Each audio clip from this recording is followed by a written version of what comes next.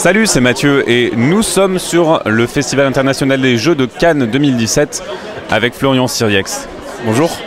Et nous sommes sur le stand de Blue Cocker. Donc Florian, tu es l'auteur de Save the Meeple, qui est le deuxième volet, enfin la suite on va dire, de Meeple War, qui est sorti l'an dernier pour Cannes, si je ne me trompe pas. Tout à fait, c'est la suite de Meeple War, c'est le deuxième épisode en fait, puisqu'il y aura encore une suite après celui-là, qui est déjà prévu par Blue Cocker. Voilà. Très bien, et du coup c'est un jeu qui se joue pour combien de joueurs? Donc j'imagine 4 vu la disposition. Pour combien de temps? Quel type de public? Est-ce que c'est plutôt gamer, plutôt famille, plus? Alors c'est un jeu qui se joue de 2 à 4 joueurs, qui se joue en moins d'1 heure. Et ça sera plutôt du gamer, mais c'est pas du trop lourd. C'est-à-dire que c'est pas du familial plus parce que c'est quand même assez complexe, c'est un jeu de gestion. Mais les règles sont très très simples, c'est-à-dire que c'est du gamer pour accéder à un truc très complexe mais avec des règles très simples en fait. Donc c'est un prototype, il faut bien le préciser. Est-ce que tu as une idée de la date de sortie de Save the Meeple? On va tabler sur du début 2018 pour être large. Ça marche, donc voilà, les composants ne sont pas finaux, le gameplay pourrait varier un petit peu, tu m'as dit aussi. Alors le gameplay est en cours d'affinage. Comme tous les jeux en fait, c'est-à-dire que jusqu'à ce que ça parte en production, je pense qu'on aura un petit détail à changer. Mais là, le gros du jeu, les 90% du jeu sont là, sont jouables et c'est pour ça qu'on fait la démo ici, pour justement affiner ces fameux 10%, voir les sensations de jeu, comment créer le prototype et comment organiser un peu le jeu.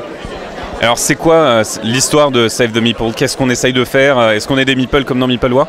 Eh bien exactement, en fait, on est des meeples qui ont trouvé des cristaux qui les permettent d'être autonomes en fait. C'est-à-dire qu'ils n'ont plus besoin des Lilliputiens pour se mettre sur la gueule, les meeples sont autonomes, mais il y a des saletés d'humains qui veulent les capturer pour les mettre dans des boîtes de Carcassonne.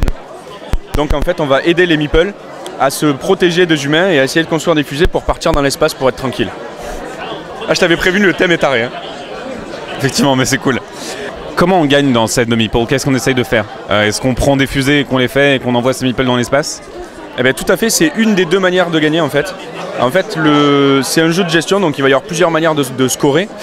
Et la fin de partie est déclenchée par 2 événements, donc soit une évasion dans l'espace, soit une invasion par les humains. Et en fait, suivant la fin de partie, tu vas scorer plus de points en cas d'évasion. Donc par meeple qui sont partis dans l'espace, tu vas scorer des points. Et si c'est une invasion, tu vas scorer des points pour chaque trophée d'humain que tu avais réussi à détruire avant d'être envahi, parce que tu étais quand même le meilleur des guerriers. Donc tu vas gagner des points supplémentaires, ce qui fait que tu peux créer des différences en fin de partie suivant comment elle se termine en fait. Alors je veux pas spoiler, mais je sais pas si tu as entendu parler de Carcassonne Star Wars, donc en fait l'espace c'est pas safe. Hein. Ah putain, on est dans la merde. Bah, du coup il va falloir que les meeples se débrouillent dans l'espace et ça sera le 3e épisode. Super, alors du coup, qu'est-ce qu'on fait à son tour en tant que joueur? Comment est-ce qu'on met des meeples dans la fusée? Est-ce qu'on doit construire la fusée? Comment on tue des humains? Comment ils arrivent? Est-ce qu'ils nous menacent? Ça fait beaucoup de questions, donc je vais essayer d'y répondre. Le principe du jeu, c'est très simple, c'est-à-dire qu'à ton tour, tu as un choix parmi 3. Soit tu places des meeples dans un train, soit tu envoies un train, soit tu ramènes un train. Voilà, j'ai fini d'expliquer toutes les règles. Maintenant, après, il y a tous les détails. Le principe, c'est que du coup, quand tu places des meeples dans un train, la règle, c'est que tu les places toujours par groupe de 1, 2 ou 3, et tu vas les placer toujours à l'arrière du train. Du coup, les joueurs suivants vont se placer devant toi, et tu n'as pas forcément envie d'envoyer le train, parce que quand tu envoies le train, c'est le groupe de devant qui va faire les actions sur le lieu avant toi. Donc c'est du placement d'ouvriers, avec cette mécanique spéciale qui fait qu'il y a une ordre de priorité sur tes ouvriers. C'est ça l'idée de base du jeu, en fait, la structure du jeu elle est là. Et donc effectivement, dans tes trains, tu vas partir à la forêt pour te débarrasser des humains, tu vas partir à la mine pour prendre des ressources, à la forge pour pour faire décoller les fusées ou pour réparer tes meeples qui sont cassés, et à l'auberge pour recruter des nouveaux meeples. Voilà, tu vas construire la fusée, tu vas rentrer dedans, mais à chaque fois que tu envoies un train, en fait, il y a un humain qui débarque.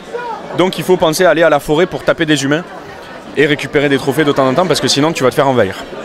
Donc il y a des humains moutarde et des humains ketchup, ça se passe comment?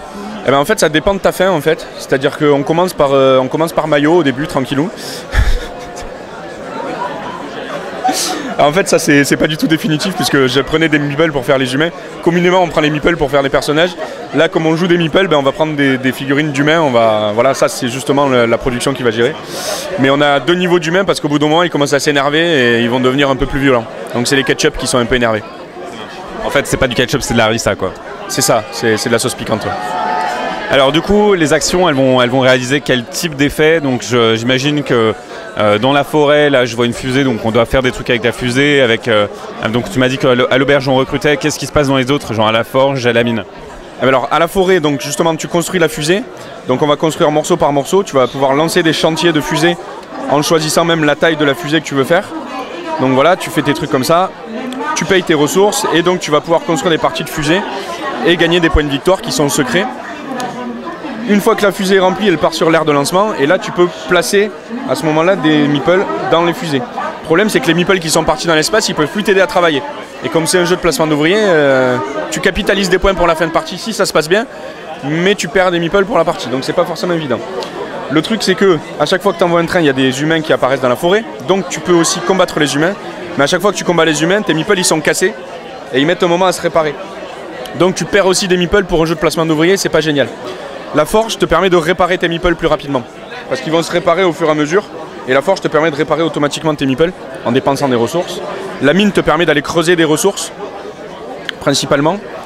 La forge donc te permet de faire le décollage de la fusée, donc tu as le compte à rebours, là 3, 2, 1, go, et donc tu as une fusée qui part et les points sont validés en fait. Et l'auberge te permet de recruter et de faire la vaisselle pour gagner un peu de ressources, tu piques des poêles, tu piques des casseroles, tout ça, c'est pratique. C'est comme ça que ça marche. J'ai une question sur la fin de partie parce que j'imagine que du coup il peut y avoir 2 fins de partie différentes. Comment ça se déclenche? Alors, tu vois, il y a des petits symboles ici. En fait, quand les humains commencent à remplir la forêt, eh bien, on va commencer à dire attention, attention. Donc, il y a un événement qui dit là que quand tu places le premier humain dans la forêt sur une zone de danger, n'importe quel joueur peut payer 2 points de victoire pour l'éliminer tout de suite, pour faire monter en fait cette pression, pour que les joueurs réalisent attention, c'est bientôt fini en fait. Sinon, les joueurs ils s'en foutaient avant, ils perdaient. Et juste le fait de rajouter ce petit truc, attention, vous allez bientôt perdre, les gens réalisent que attention, ils vont bientôt perdre et il faut aller débarrasser la forêt. Donc du coup, si la forêt est pleine à la fin d'un tour, fin de partie. Et la deuxième fin de partie, c'est quand il y a un certain nombre de meeples qui sont partis dans l'espace. Donc suivant la durée que tu veux faire et suivant le nombre de joueurs. En fait, on a 2 modes. On a un mode partie rapide et un mode partie normale en fait. Alors qu'est-ce qui t'a inspiré pour ce jeu? Est-ce que tu avais quelque chose, une idée de base? Comment t'as fonctionné avec Alain? Est-ce que c'est lui qui t'a dit bah en fait ton jeu c'est bien mais j'ai Meeple War qui a marché, on va faire un autre jeu dans le même univers? Alors en fait ce jeu c'est parti d'une volonté de ma part de faire un jeu de placement d'ouvriers et je voulais une mécanique originale en fait. Je voulais vraiment trouver un truc qui n'existe pas et c'est sur ça que j'ai travaillé pendant un long moment en fait, juste sur cette base. Donc que j'ai travaillé, que j'ai montré à des copains éditeurs qui m'ont dit bah ouais ça marche, c'est super, mais par contre tout le reste c'est nul. Il n'y a rien, c'est creux, parce que voilà, c'était t'allais chercher des ressources, tu construisais des trucs mais il n'y avait pas de... Et donc avec Alain on a bossé pendant un moment, donc il m'a aidé sans avoir signé le jeu à bosser sur qu'est-ce qu'on pourrait faire et donc rajouter le côté des humains qui vont t'envahir, de la pression, des fusées que tu vas construire, etc. Et du coup lui, plus on travaillait sur le projet, plus il s'imaginait qu'effectivement ça pourrait super bien coller avec son univers de Meeple War et que donc ça pourrait être la suite de Meeple War. Merci Florian pour cette présentation de Save the Meeple qui doit sortir début 2018 si tout va bien. On se retrouve sur Ludovox. Ciao!